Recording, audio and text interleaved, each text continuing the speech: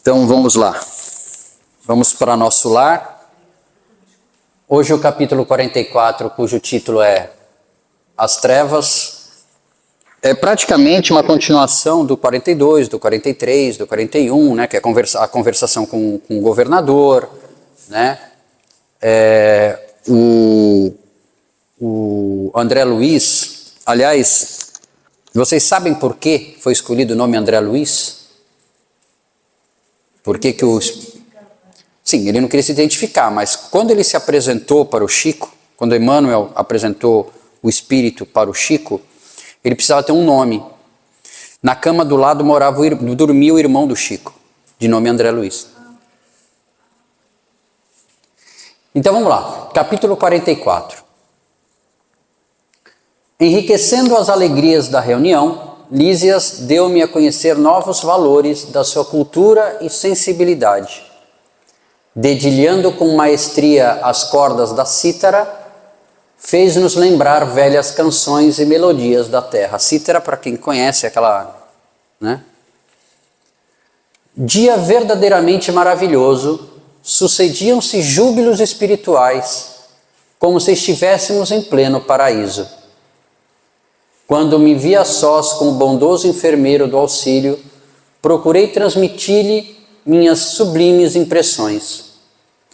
Não tenha dúvida, disse sorrindo, quando nos reunimos aqueles a quem amamos, ocorre algo de confortador e construtivo em nosso íntimo. É o alimento do amor, André, quando numerosas almas se congregam no círculo de tal ou qual atividade. Seus pensamentos se entrelaçam, formando núcleos de força viva, através dos quais cada um recebe seu quinhão de alegria ou sofrimento da vibração geral. Lembrando a aula anterior, né, a aula do ensino básico do Espiritismo, quando numerosas almas se congregam no círculo de tal ou qual atividade, a alegria ou sofrimento, né, recebe o seu quinhão de alegria ou sofrimento da vibração geral. Voltando, ele continua falando de vibração, ele está falando de energia, ele está falando de energia, de vibração, isso também lá como cá. É por essa razão que no planeta o problema do ambiente é sempre fator ponderável no caminho de cada homem. Cada criatura viverá daquilo que cultiva. Então, se eu planto cebola, não vou colher uvas. Quem se oferece diariamente à tristeza, nela se movimentará. Quem enaltece a enfermidade, sofrer-lhe-á o dano. Eu já comentei com vocês de um livro, O Médico Jesus, né? E nesse livro o autor, ele em vários capítulos, né, ele fala sobre isso. Você é seu médico em muitos casos, porque se você vibra bons pensamentos, seu corpo também reage. Se você tem uma enfermidade, seja ela qual for, e você só foca na enfermidade, você não vai ter cura. Você tem que focar na cura. Se você tem um problema e foca no problema, o problema fica insolúvel. Você tem que focar na solução do problema. Então aqui, ó, quem se oferece diariamente à tristeza, nela se movimentará. Se a pessoa é triste, e a Suzana na aula anterior falou de quem não vê mais alegria na vida, vira diabético. Observando minha estranheza, concluiu: não há nisto mistério, é a lei da vida, tanto nos esforços do bem como nos movimentos do mal. Das reuniões de fraternidade, de esperança, de amor e de alegria, sairemos com fraternidade, a esperança, o amor e a alegria de todos. Mas, de toda assembleia de tendências inferiores em que predominam o egoísmo, a vaidade ou o crime, sairemos envenenados com as vibrações destrutivas desses sentimentos. Você é o que você... Acho que foi na aula passada que eu coloquei, né? Você é... Tem programa, você é aquilo que come, né? Que dizem. Você é o que pensa. O que você alimenta no seu pensamento é o que você é. você carrega o seu céu, entre aspas, ou o seu umbral, ou o seu inferno, dentro de você mesmo. Tem razão, exclamei comovido, no caso André Luiz respondendo. Vejo nisso igualmente os princípios que regem as vidas nos lares humanos. Ou seja, ele fez uma relação com a Terra, né? Aqui encarnados, quantos lares não têm sofrimentos muito grandes porque o lar está destroçado por uma série de fatores? É o pai que bebe, ou é um filho que infelizmente enveredou pelo ramo das drogas, né? Não, quando há compreensão recíproca, vivemos na anticâmara da ventura celeste, e se permanecemos em desentendimento e maldade, temos o inferno vivo. Foi o que eu falei para vocês. O céu e o inferno, nós mesmos é que criamos. Está em Provérbios 23:7 na Bíblia. Assim como você pensa na sua alma, assim você é. A alma aqui, ó, a gente pode substituir pelo nosso pensamento. Assim como você pensa na sua cabeça, ou seja, no tipo de pensamento que você tem, assim você é. Um provérbio, isso aqui tá na Bíblia. Não é nem doutrina espírita, né? Lísias teve uma expressão de bom humor, confirmando a sorrir. Foi então que me lembrei de interpelá-lo sobre uma coisa que de algumas horas me torturava a mente. Referira-se ao governador quando nos dirigiu a palavra aos círculos da terra, do umbral e das trevas, mas, francamente, não tinha eu até então qualquer notícia desse último plano. Vamos lembrar, nosso amigo André Luiz, quando desencarnou, foi para o umbral. Ficou lá, segundo dizem, 8 anos. E a gente vendo no filme Nosso Lar, a região umbralina, já é um negócio assim pavoroso, né? Já é algo assim que não é legal, não é bonito. Só que ele fala das trevas, ou seja, existe algo bem pior. Não seria a região trevosa o próprio umbral, onde vivera por minha vez em sombras densas durante anos consecutivos? Isso é perguntando o André Luiz. Na cabeça dele, o umbral já era o caos, já era uma situação terrível. Não via nas câmaras numerosos desequilibrados e doentes de toda espécie procedentes das zonas umbralinas? Como a gente sabe, o André Luiz estava trabalhando nas câmaras de retificação e ele via vários doentes que vinham, como ele veio, das zonas umbralinas, nas piores condições possíveis. Recordando que Lísias me dera esclarecimentos tão valiosos da minha própria situação no início da minha experiência em Nosso Lar, confiei-lhe minhas dúvidas íntimas, expondo-lhe a perplexidade em que me encontrava. Ele esboçou uma fisionomia bastante significativa e falou, prestem atenção. Chamamos trevas as regiões mais inferiores que conhecemos. Considere as criaturas como itinerantes da vida. Alguns poucos seguem resolutos, visando o objetivo essencial da jornada.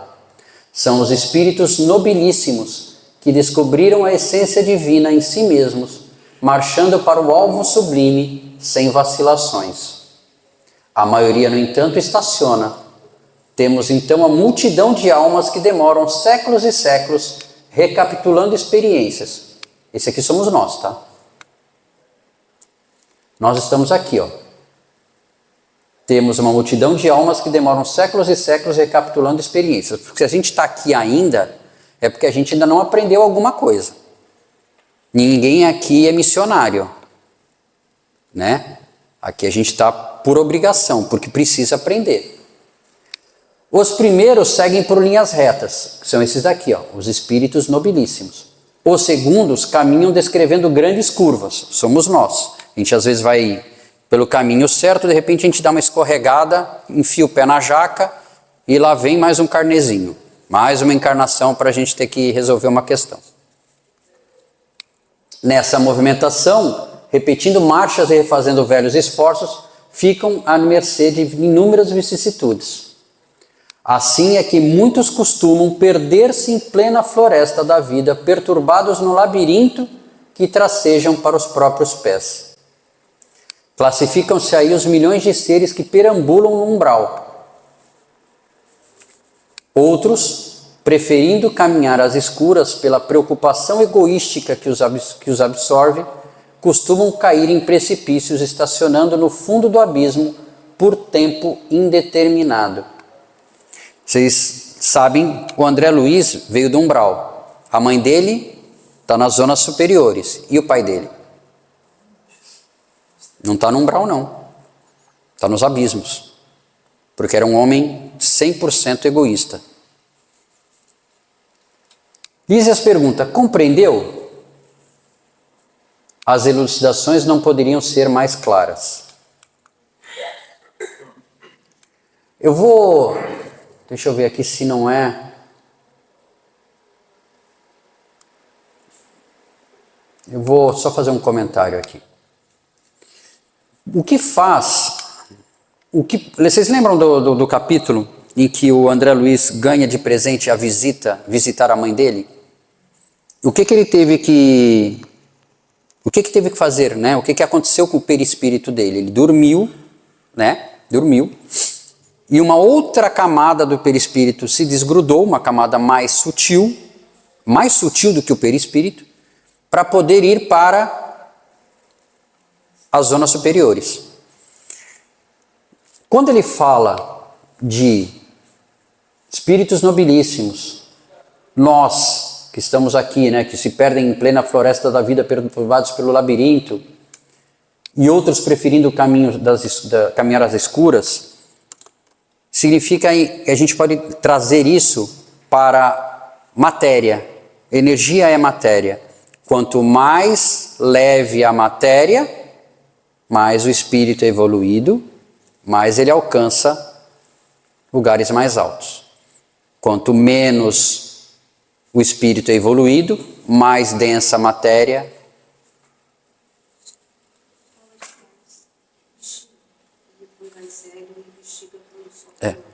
Tipo bexiga com gás hélio e bexiga com ar normal. Né? A bexiga com gás hélio voa. A do ar normal sobe, depois esfria e desce. Não, a mãe dele, no começo do livro Nosso Lar, ele recebe a visita da mãe, só que a mãe não pode se demorar muito, justamente por causa da densidade de Nosso Lar. Né? E aí, no caso, foi ao contrário. Ele ganhou de presente, bônus hora, pelos trabalhos executados, visitar onde a mãe estava. Né? Tanto é que ele foi de barco, porque assim, ele não sabia o caminho, né? Ele ainda não tinha habilidade de volitar, ele ainda vai aprender essa questão de pensamento. E eu acho que na próxima aula a gente vai entender o porquê ele está aprendendo sobre as trevas. Ele quer ver o pai? Não, ele pergunta pelo pai, ele já sabe que o pai está nas zonas abissais, eu acho. Acho que ele já passou por essa pergunta com o pai, sobre quando ele viu a mãe dele. Só um minuto.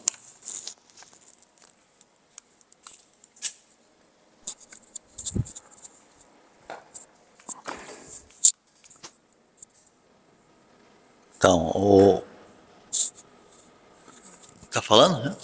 Pode falar. Então, vamos supor,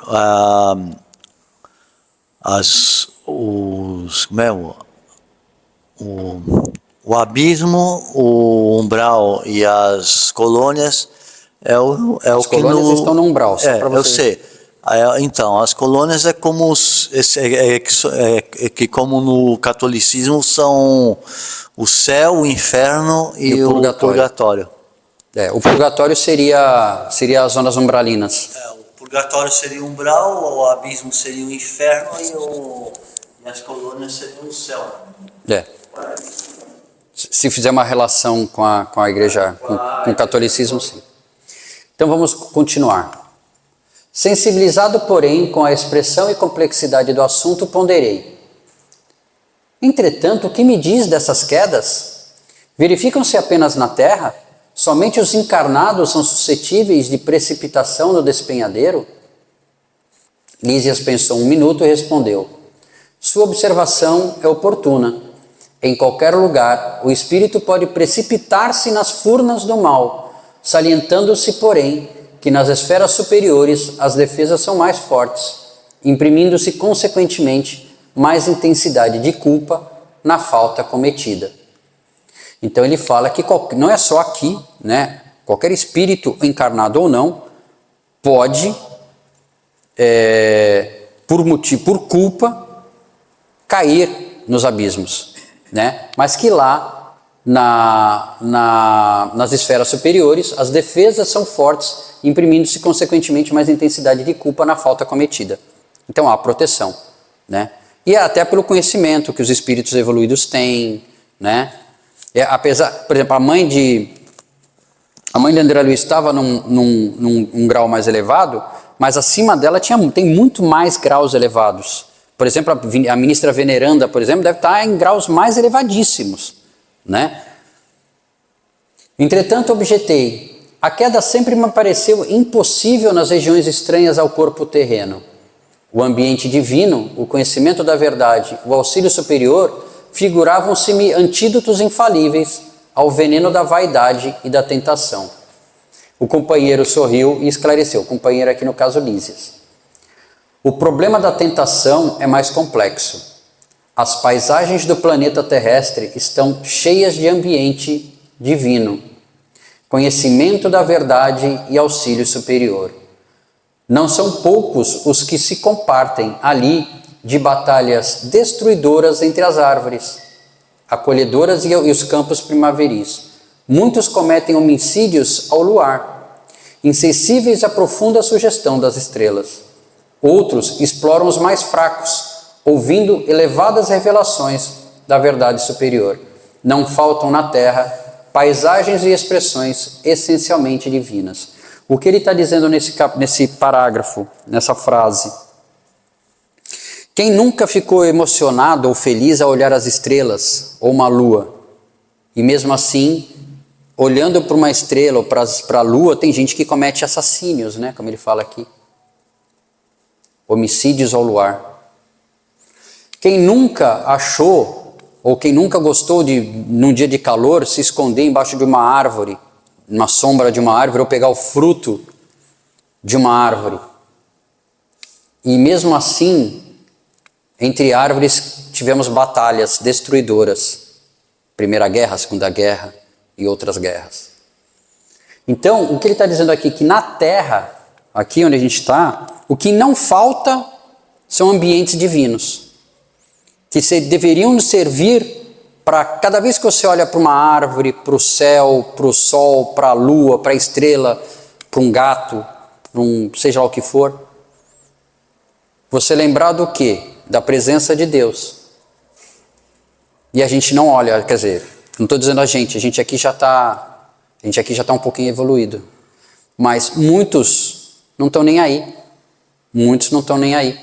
Mesmo com tanta beleza, mesmo com tanta expressão essencialmente divina, continuam cometendo crimes hediondos. As palavras do enfermeiro calavam-me fundo no espírito. De fato, em geral, os guerreiros estimam a destruição na primavera e no estio, quando a natureza estende no solo e no firmamento maravilhas de cor, perfumes e luz. Os latrocínios e homicídios são praticados de preferência à noite, quando a lua e as estrelas enchem o planeta de poesia divina. Por que é na primavera, né? Não dá para fazer guerra no inverno. Principalmente raciocinando com questões da Europa, né? Por causa de neve e tudo era complicado, né? Então as guerras normalmente são em períodos em que a natureza estende no solo e no firmamento maravilhas de cor. Então era isso que eu fiz um resumo para vocês. Ele fala nesse parágrafo aqui, ó, que mesmo com tanta beleza na Terra, tem gente que não dá valor a essa poesia divina, né? A maioria dos verdugos da humanidade constitui-se de homens eminentemente cultos, que desprezam a inspiração divina. Renovando minha concepção referente à queda espiritual, acrescentei: contudo, Lísias, poderá você dar-me uma ideia da localização dessa zona das trevas? Alguém sabe onde ficam as trevas? A gente sabe onde fica o umbral. A região do umbral é próxima da camada terrestre, né? Onde ficam as trevas? Ninguém quer arriscar um palpite? Não, aqui não. Aqui a gente está na região umbralina, né? Como dizem, a região umbralina é próxima da crosta terrestre. As trevas são no interior da Terra. Lá embaixo. Então foi onde Jesus foi buscar o Judas. Sim. Jesus Cristo foi buscar Judas lá. Foi resgatá-lo, né? Se o umbral está ligado à mente humana, onde ficará semelhante lugar de sofrimento e pavor? Lembra que a gente já falou, né? Que qualquer região está sempre ligada à nossa... A gente pode ter na nossa cabeça o céu, um local bom, um local ruim, né? Lembra que acho que foi na aula passada, né? A pessoa às vezes pode carregar o umbral dentro dela, né? Para onde ela vai, ela leva um umbral. Ela vive no eterno umbral, né?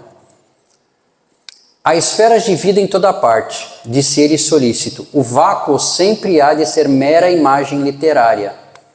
Em tudo há energias viventes e cada espécie de seres funciona em determinada zona da vida. Assim, os nossos cientistas falam que no espaço tem o vácuo, né? Mas não tem. É que tem uma energia que a gente não descobriu qual é. Mas não existe o vácuo. O vácuo não existe, o nada não existe. Tem gente que chama de matéria escura, né? Já devem ter ouvido falar desse termo, matéria escura, porque é uma matéria que eles não sabem qual o que é, mas não é vácuo, né? Então Lísias fala aqui, ó, em tudo há energias viventes, há esferas de vida em toda parte, disse ele solito. O vácuo sempre há de ser mera imagem literária. O vácuo não existe. Em tudo há energias viventes e cada espécie de seres funciona em determinada zona da vida. Depois de um pequeno intervalo, em que me pareceu meditar profundamente, continuou. Naturalmente, como aconteceu a nós outros, você situou como região de existência, além da morte do corpo, apenas os círculos a se iniciarem da superfície do globo para cima. Né? Ele está falando... Você situou como região de existência, porque na cabeça do André Luiz só existia um umbral e alguma coisa para cima. Porque para ele o umbral já era o pior lugar que tivesse. Contudo, esquecido do nível para baixo. A vida, contudo, palpita na profundeza dos mares e no âmago da terra. Além disso, há princípios de gravitação para o espírito, como se dá com os corpos materiais. O que ele fala aqui de gravitação para o espírito é aquilo que eu estava explicando para vocês. Conforme o espírito, o perispírito é matéria, é energia é matéria. Uma matéria mais leve gravita em lugares mais altos. Uma energia mais densa gravita em lugares mais baixos. E essa energia, essa densidade do perispírito se dá por quê? Alguém quer arriscar? Por que uma pessoa tem um perispírito leve e outra tem um perispírito bem escurecido, bem pesado? O que faz o perispírito ficar desse jeito? O que mais? Pensamento, emoções. As ações, principalmente as ações. Porque hoje em dia, imagina a gente há 2000 anos atrás, a gente estava lá entre os judeus que ficavam gritando, crucifica, crucifica. A gente devia estar lá. Por que não? Aqueles que quando mandaram escolha entre Barrabás e o... Sim, solte Barrabás, solte Barrabás. A gente podia estar lá. Hoje, a gente até tem pensamentos ruins. Aqui ninguém é espírito evoluído ainda, né? Quem nunca sente uma raiva em algum determinado momento do dia? Assim, quando eu vejo, principalmente quando eu vejo aquele jornal da Record, que é o Cidade Alerta. Então já nem assiste. Depois a gente vai falar sobre esse negócio. Ó. Quando a gente, há tempos atrás, a gente fazia certas coisas, a gente pensava em coisas ruins e nós praticávamos coisas ruins.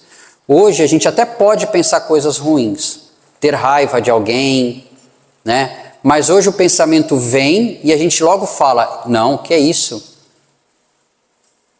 Eu não posso ter esse tipo de pensamento. Então hoje nós já estamos evoluindo. O nosso perispírito já está um pouco menos denso, né? Mesmo assim a gente ainda não vai para as zonas superiores, mas acredito que nenhum de nós vai cair numa zona abissal, né? Agora a gente deve passar uma temporada no umbral, isso é fato, né?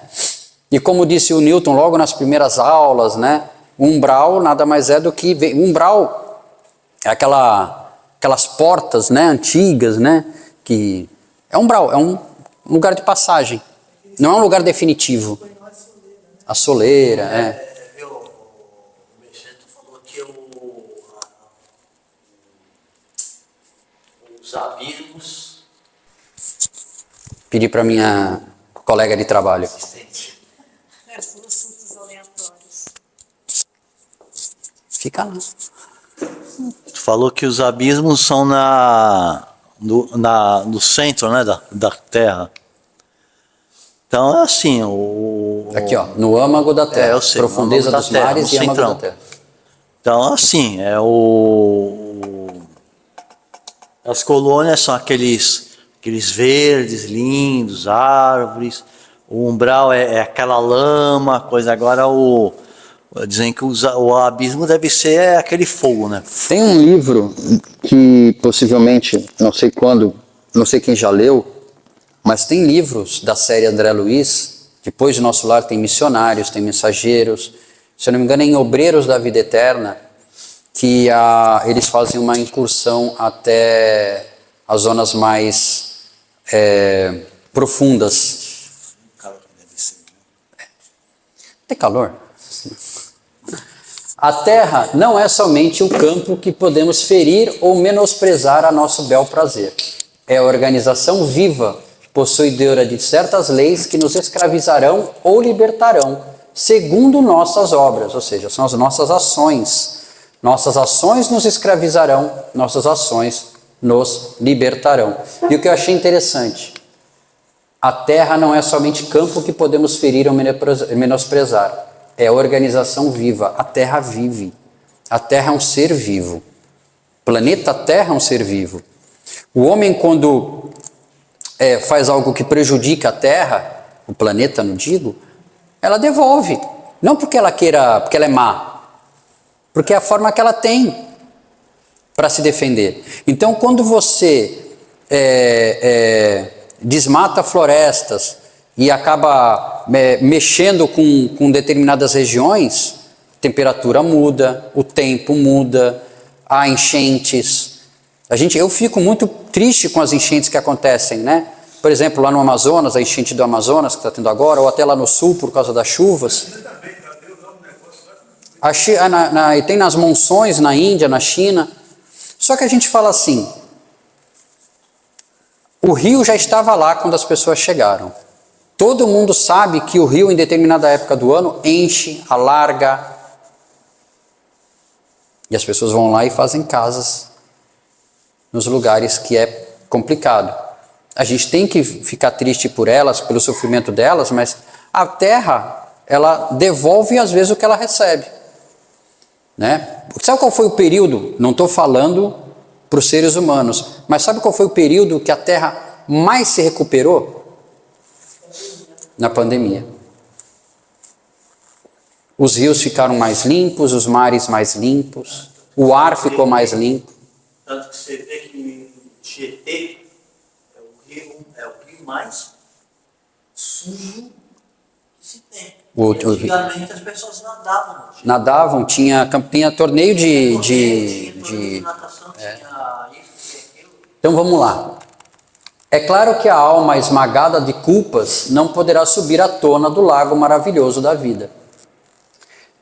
Eu quando estava lendo esse capítulo, esse parágrafo, eu lembrei assim, eu imaginei você dentro de um lago com uma pedra amarrada, sabe aquelas pedras de ferro amarrada no pé? E você quer nadar e subir e não consegue. Por quê?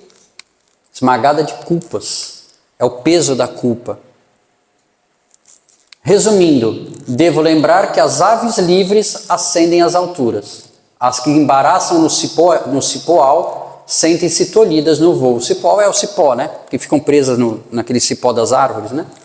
Sentem-se tolhidas no voo. E as que se prendem a peso considerável são meras escravas do desconhecido.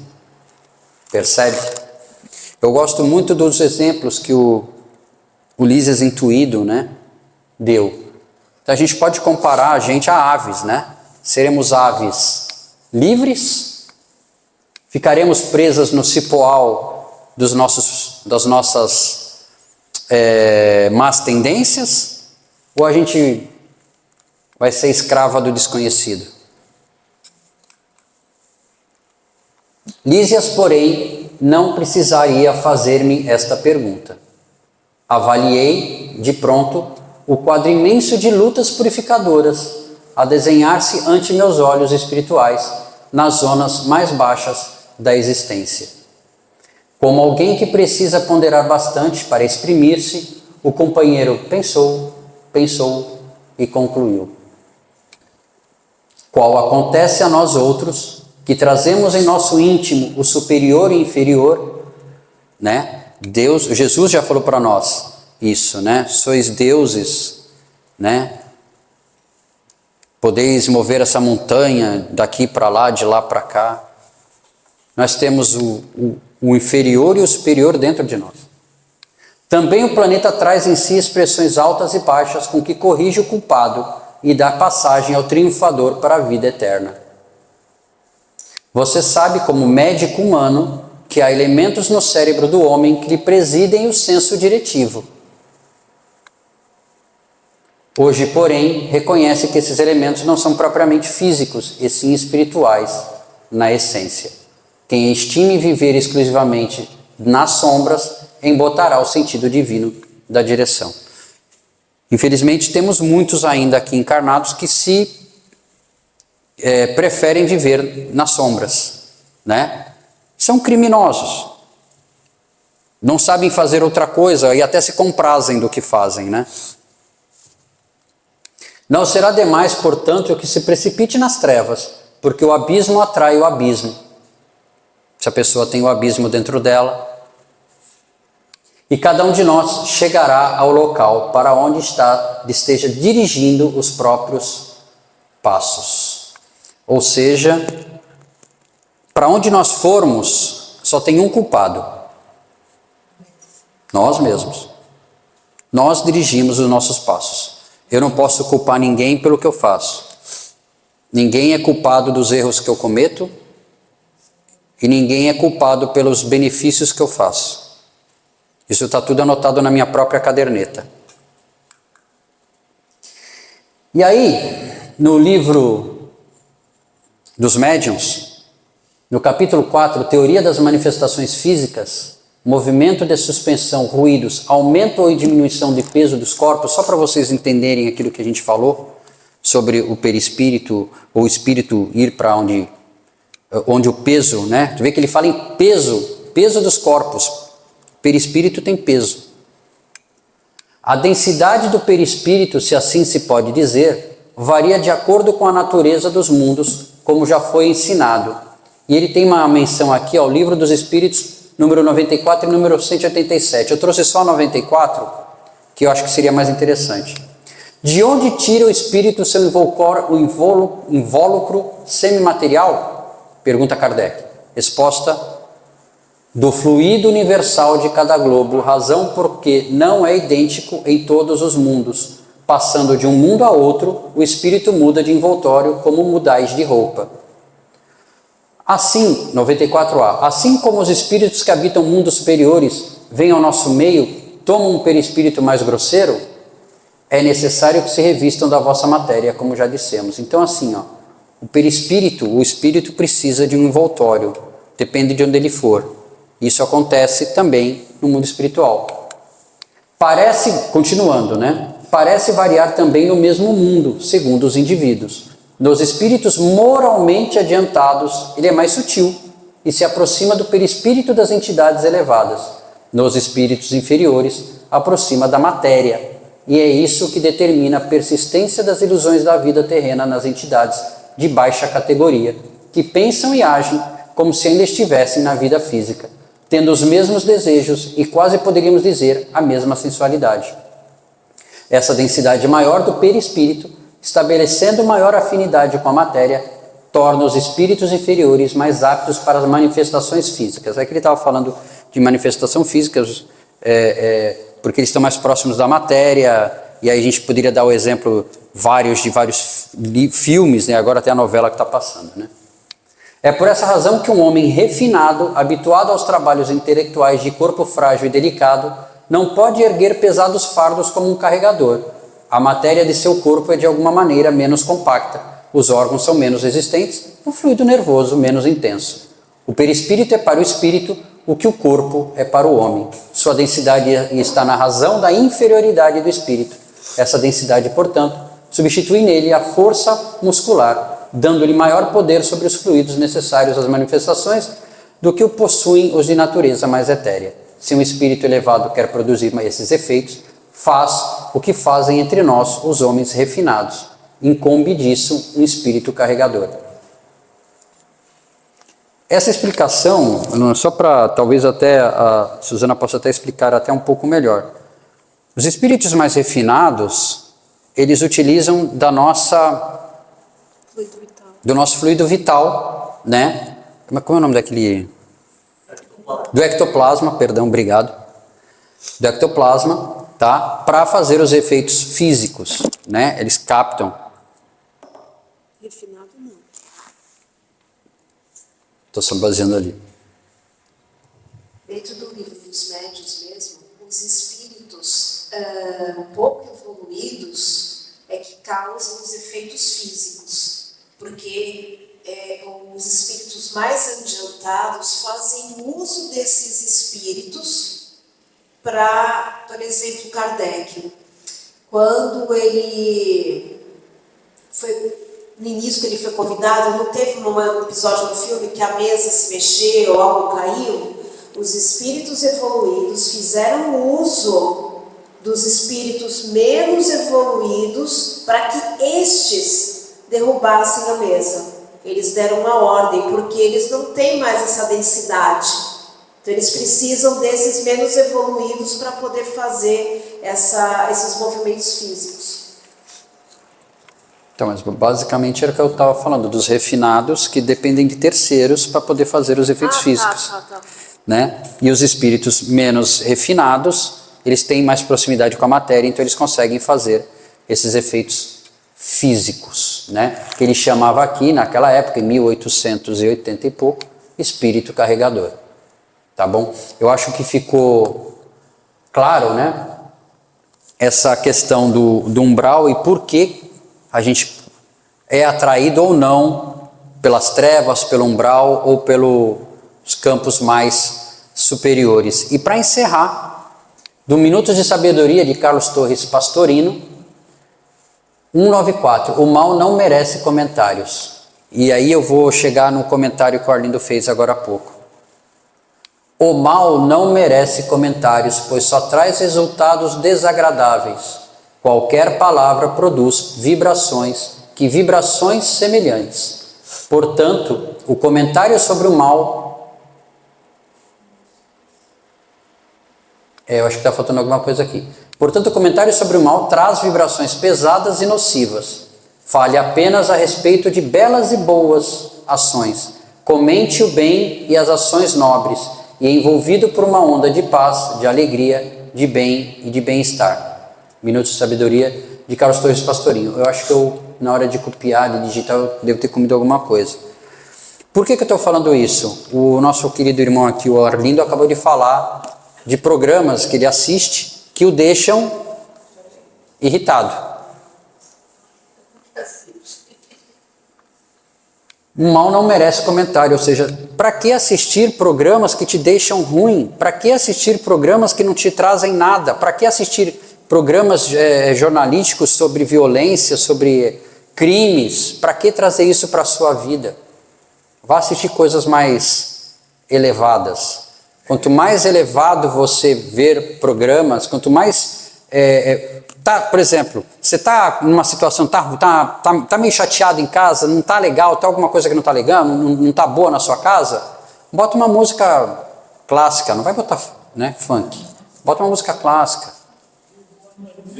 É que o Arlindo não é do tempo do homem do sapato branco. Não é do tempo do homem do sapato branco. Bota uma música clássica, bota uma música, que nem aquelas músicas que a gente usa para Evangelho no Lar, vai ler um livro, entendeu? Vai assistir Discovery Channel, vai ver gatinho na televisão, entendeu?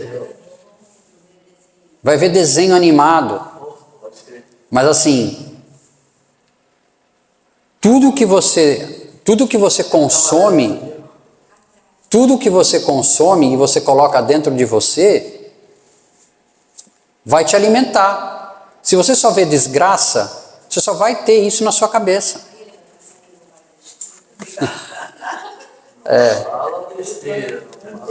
Para encerrar, agora sim, para encerrar, gente, para encerrar, a lei da mente é implacável. O que você pensa, você cria. O que você sente, você atrai. O que você acredita, torna-se realidade. Então, pensamentos positivos atraem positivos. Pensamentos negativos. Então, se você só pensa em coisas negativas, você vai viver envolto de sombras, né? Se você tem pensamentos positivos, você vai estar envolto de luz. Fica leve. É isso, gente. Até semana que vem. Obrigado pela paciência.